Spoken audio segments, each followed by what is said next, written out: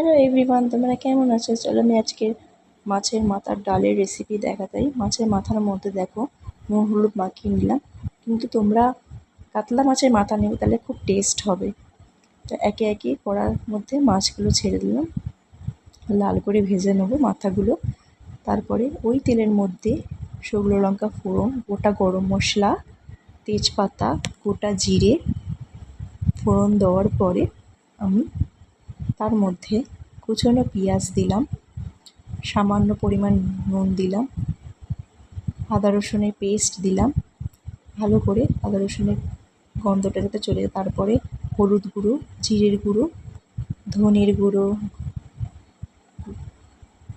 লঙ্কার গুঁড়ো দিয়ে দিলাম পরিমাণ মতো। এরপরে কাশ্মীরি লঙ্কার গুঁড়ো আর কুচনো টমেটো দিয়ে দিলাম।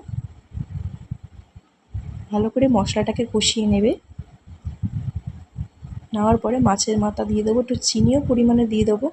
দেওয়ার পরে মাছের মাথাটাকে ভালো করে মশলার সাথে কষিয়ে নেওয়ার পরে সেদ্ধ ডালটা আমি দিয়ে দিলাম,